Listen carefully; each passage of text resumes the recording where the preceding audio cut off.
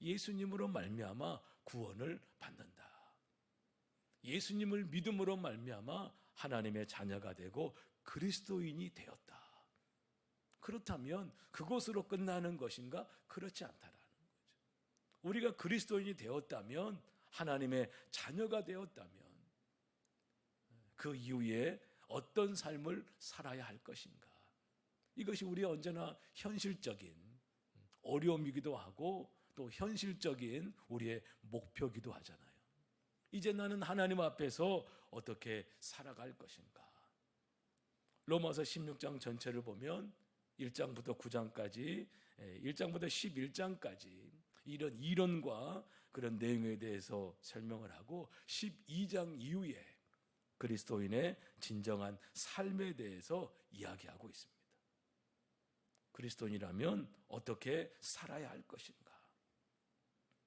이 15장으로 들어와서는 강한 자는 믿음이 약한 자의 약점을 마땅히 보호하는 사람이 되어야 하며, 자기를 기쁘게 하는 것이 아니라 이웃을 기쁘게 하는 삶을 살아야 한다고 이야기하고 있습니다. 또 오늘의 말씀을 통해서도 우리에게 주시는 메시지는 이것입니다. 너희도 서로 받으라는 거죠. 너희가 서로 용납하라. 용납하라. 이 용납의 의미 속에는 우리가 좋아하는 사람, 내 마음에 맞는 사람만은 아닐 것입니다. 우리가 살다 보면 내 마음에 맞는 사람이 있기도 하고 내 마음에 맞지 않는 사람이 있는 것이 사실이죠.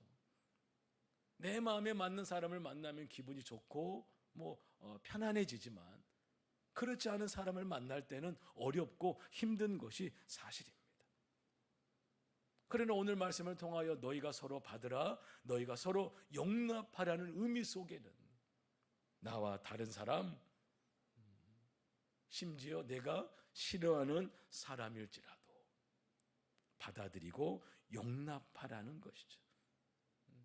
본문의 7절은 말합니다. 그리스도께서 7절에서 그러므로 그리스도께서 우리를 받아 하나님께 영광을 돌리심과 같이 너희도 서로 받으라. 바울은 이렇게 권면하고 있어요. 그리스도께서 우리를 받아 하나님께 영광을 돌리심과 같이 너희도 서로 받으라. 그렇다면 우리는 왜 서로를 용납하고 받아들여야 합니까?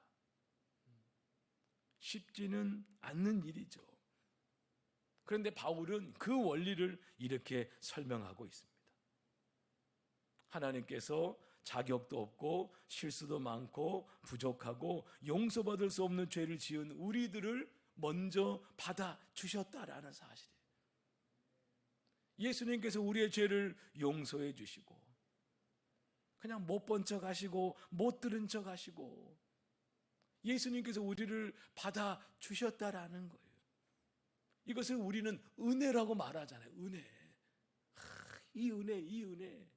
주님께서 나를 받아주시고 나를 용서해 주시고 나를 사랑해 주시고, 오늘 전사님께서도 찬송을 불렀습니다만 나 같은 죄인 살리신, 나 같은 죄인 살리신. 여러분, 이것이 은혜잖아요. 은혜. 그 크신 은혜, 그 크신 사랑 고마워. 하나님께서 이 놀라운 은혜 가운데 우리를 받아주고 용서해 주셨다면 우리보다 연약한 사람을 이해해주고 사랑해주는 것이 마땅하다고, 성경은 제 이야기가 아니라, 제 의견이 아니라 성경은 말하고 있습니다. 그래서 우리는 누구든지 자신보다 못하다고, 자신보다 부족하다고 업신여기거나 무시하면 안 된다는 거죠. 마음을 열고 이해하고 사랑하고 받아주어야 합니다. 이런 모습이 정말 예수 믿는 하나님의 사람의 모습이라고 바울은 이야기하고 있습니다. 우리 14장에서 기억해 보면 그런 내용들이 나오잖아요. 형제를 받아들이고 형제를 비판하지 말라. 형제를 업신여기지 말라. 강한 자는 약한 자를 보호하라.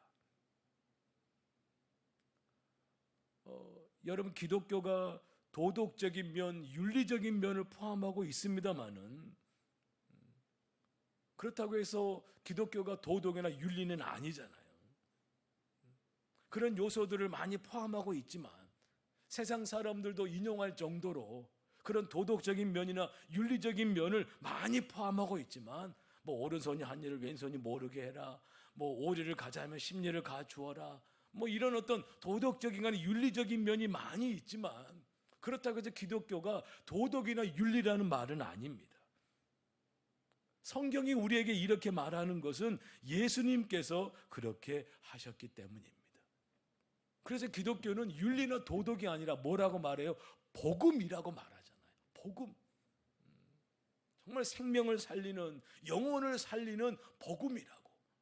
사람을 조금 교정하고 뭐 이런 사람을 조금 바꾸는 정도가 아니라 그 인생을 완전히 새롭게 하는, 정말 죄에서 구원해 내는, 어둠에서 구원해 내는, 절망에서 구원해 내는 복음이라고 말을 하잖아요. 그래서 기독교는 뭐 착한 사람 만드는 거 아니잖아요.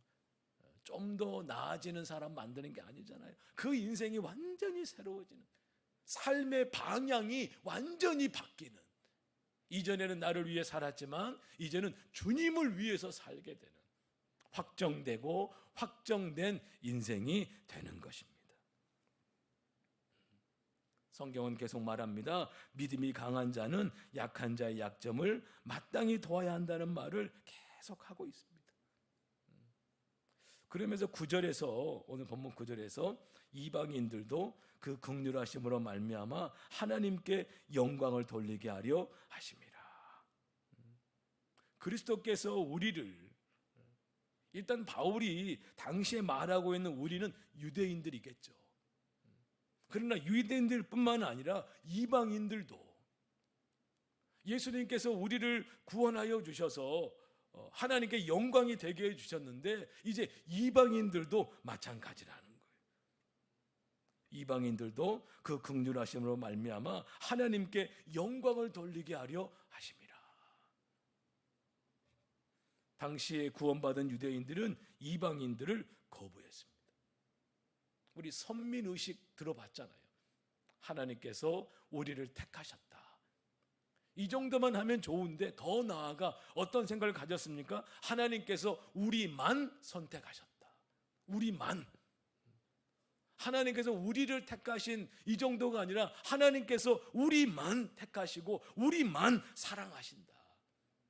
이러한 생각이 당시에 유대인들에게 있었다라는 거죠.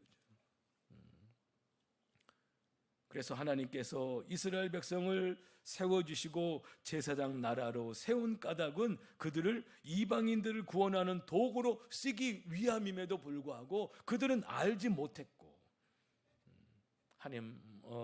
유대인들은 하나님을 자신만을 위한, 자신들만을 위한 하나님으로 생각했던 것이죠. 그러나 우리 로마서 9장 10장 11절에서도 나와 있는 것처럼 이스라엘을 하나님께서 택하신 목적은 이방인들을 구원하기 위한 것이었다라는 거죠. 사랑하는 성도 여러분, 하나님 안에서 나만 위한 것은 없습니다. 나만 꼭 이것은 그냥 꼭 내가 다른 사람 못 주니까 너만 받아, 이럴 때 있잖아요. 우리 사람들 중에서도 내가 다 못 주니까 너만 받아, 너에게만 준다. 사람은 그럴 수 있어도 여러분, 하나님 안에서는 그렇지 않습니다. 하나님 안에서는요, 나만 위한 것은 없습니다. 다 나누기 위함이고 베풀기 위함이고 섬기기 위함입니다. 복음을 전하기 위함이라는 거예요.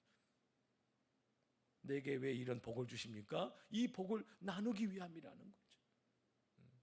내게 왜 이런 사랑을 주십니까? 이 사랑을 나누기 위함이라는 거죠. 내게 왜 이런 은혜를 주십니까? 이 은혜를 나누기 위함이라는 거죠. 이것은 나에게만 준 것이니까 나만 꼭 가지고 있어야지. 그러면 여러분 될까요? 안 될까요? 안 됩니다. 그럼 다 잃어버리게 돼. 하나님의 것은 끊임없이 흘러가야 돼요. 우리 교회만을 위한 것도 없습니다. 하나님께서 우리 교회를 세워주신 목적도 우리 교회를 통하여 하나님의 사랑과 은혜가 흘러가기 위함이라는 거죠. 죽어가는 자들을 향하여, 어려운 자들을 향하여, 정말 지옥 가는 자들을 향하여 하나님의 사랑과 은혜가 흘러가기 위함이라는 거예요. 온 열방을 향하신 하나님의 뜻 가운데 우리 교회에 이런 복음의 귀한 능력이 더욱더 넘칠 수 있기를 소망합니다. 그래서 여러분 혹시 받은 것이 있으시다면 그런 마음을 늘 품으세요. 어떻게 하면 나눌까? 어떻게 하면 줄까? 하나님께서 이번에 내게 이런 은혜를 주셨는데 이걸 내가 어떻게 하면 나눌까? 어떻게 하면 내가 누군가를 도와줄 수 있을까? 어떤 것이든지 움켜쥐고 있거나 그냥 나만 가지고 있으면 여러분 마치 물이 고이면 썩는 것처럼 여러분 다 그렇게 되는 거예요. 여러분 늘 그렇잖아요. 내 지갑 안에 있다고 해서 내 것이 아니더라고요. 내 지갑 안에 있다고 해서 그것이 내 것이 되는 게 아니더라고요.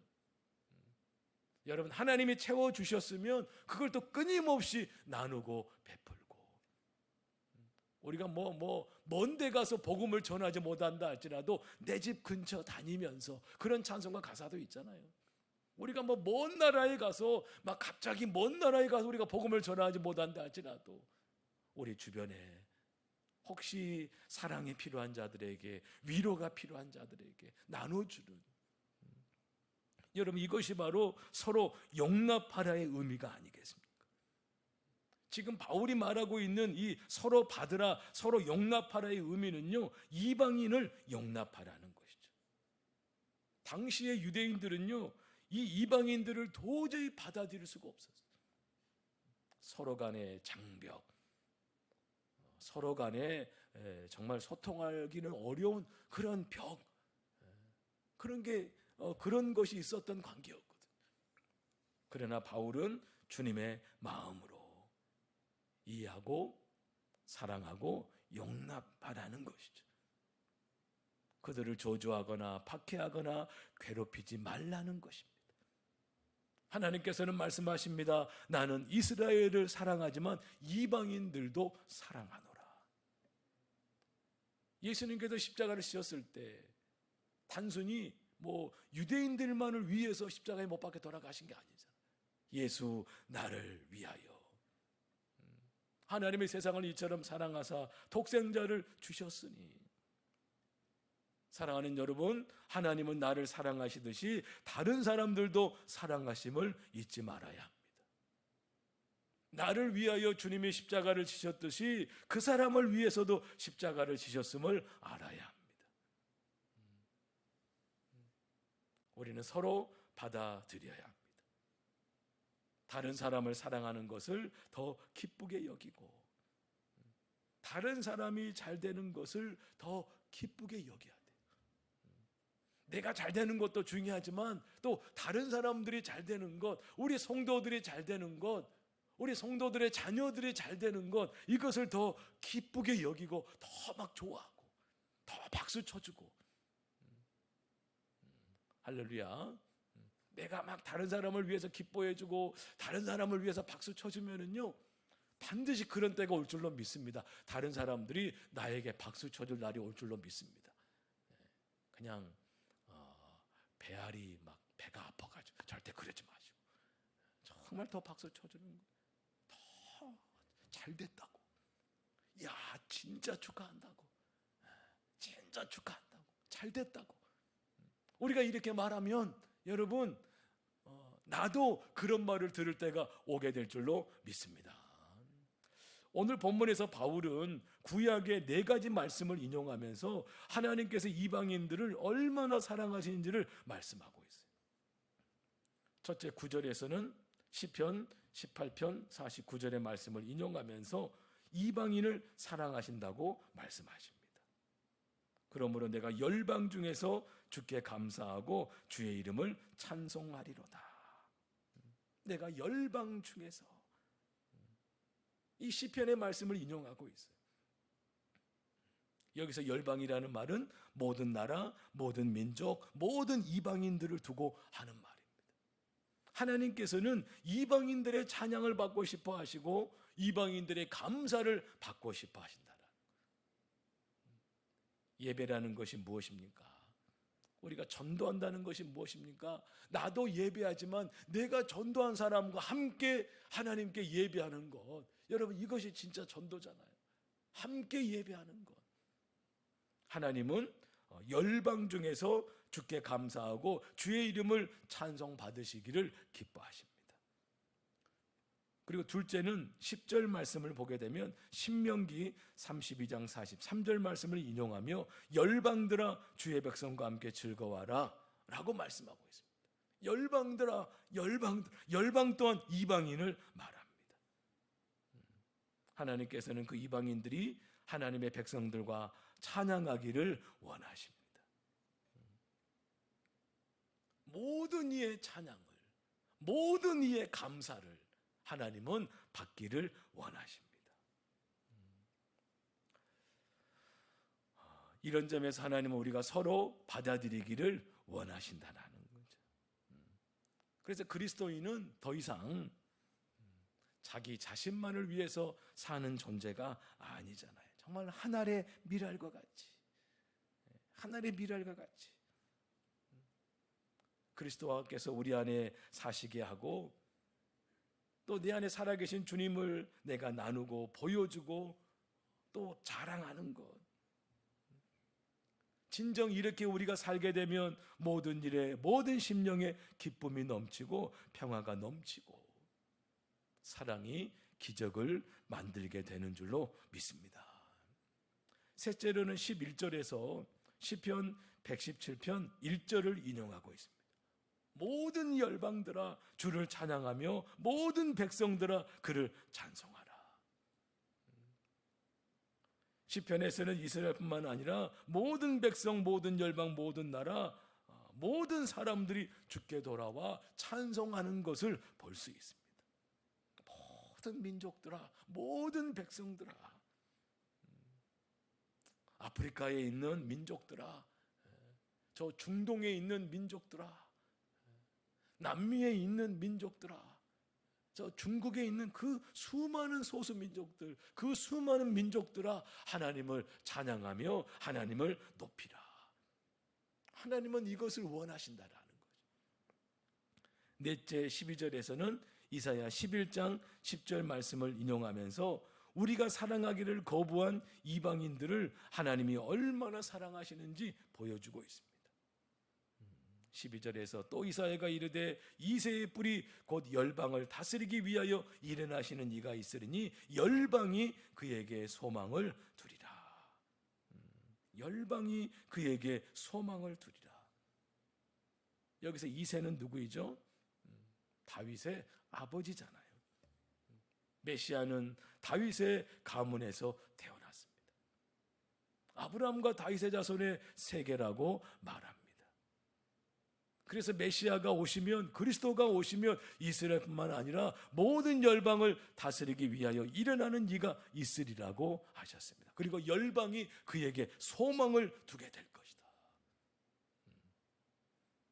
진정한 소망은 어디에 있을까요? 인류의 메시아로 오시는 예수 그리스도께 있습니다. 열방이 그에게 소망을 두리라. 이 말씀이 저와 여러분에게도 하나의 환상처럼 보여줄 수 있기를 바랍니다. 열방이 예수님께 소망을 두는, 모든 나라, 모든 민족, 모든 백성들이 예수님께 소망을 두는, 우리의 소망은 예수님이십니다. 우리의 구원자는 예수님이십니다. 할렐루야. 정말 이것이 우리의 환상이 되는, 이 꿈을 이루기 위하여 이 하나님의 위대한 비전을 이루고 싶어서 우리가 모이고 기도하고 헌신하고 사랑하고 물질을 들여, 마음을 들여, 내 몸을 들여 살아가는 줄로 믿습니다.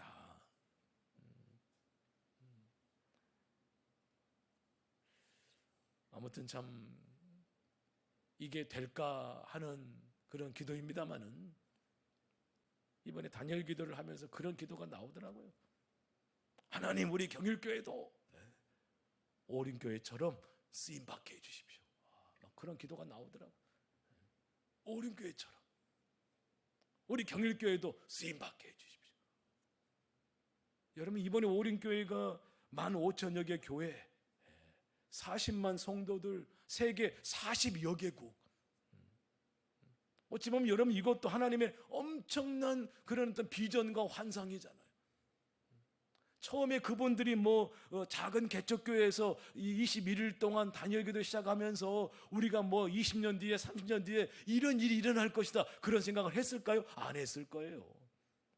그냥 그들이 모여서 주의 이름으로 기도하고 어떻게 하든지 하나님의 일을 감당하기 원하고 어떻게 하면 하나님을 기쁘시게 할 수 있을까, 그 꿈, 그 하나의 소망을 가지고 기도하기 시작했을 때 하나님은 그 기도를 땅에 떨어뜨리지 않으시고 하나님이 받으셔서 하나님의 때에 하나님의 방법으로 놀라운 일을 이루어 주신 줄로 믿습니다.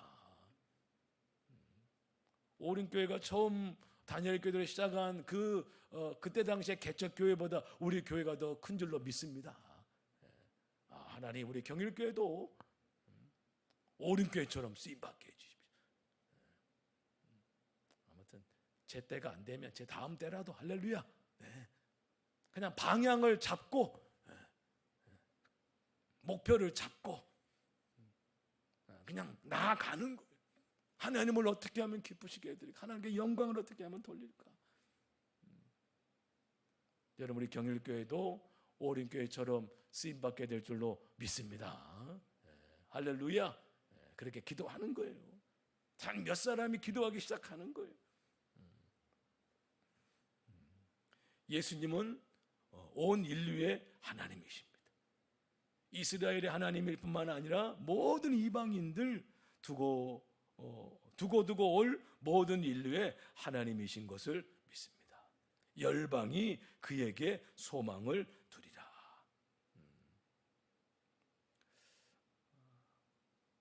여러분, 오직 소망이 하나님께 있음을 믿고 주 안에서 하나 되어 나아가는 우리가 될 수 있기를 소망합니다.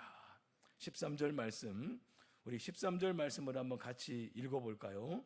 자, 시작. 소망의 하나님이 모든 기쁨과 평강을 믿음 안에서 너희에게 충만하게 하사 성령의 능력으로 소망이 넘치게 하시기를 원하노라.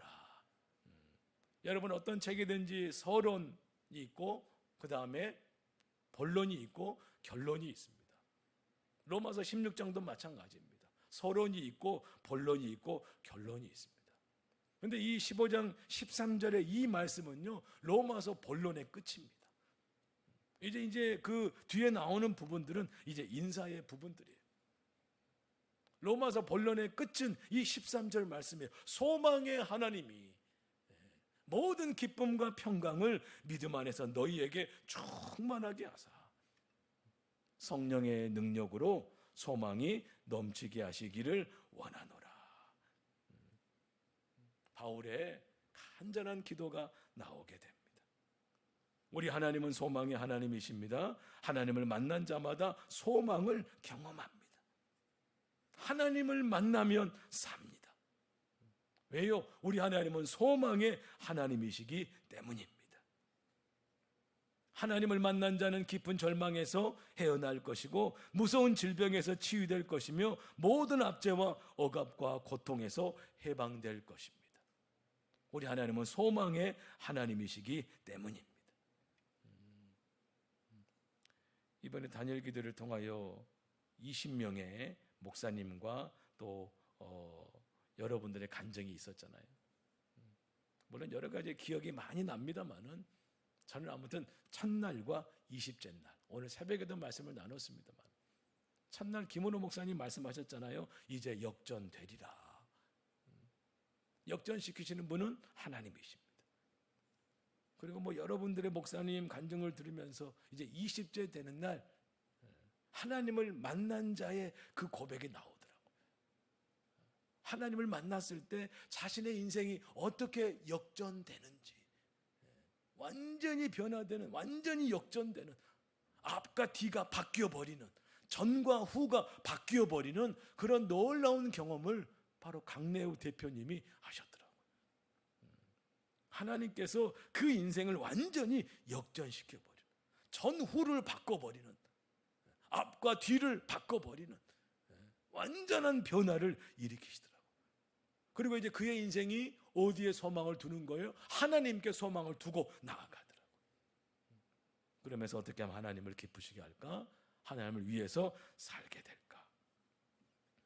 사랑하는 성도 여러분, 소망의 하나님이 믿음 안에서 예수 그리스도를 통하여 우리에게 모든 기쁨과 평강을 주실 것입니다.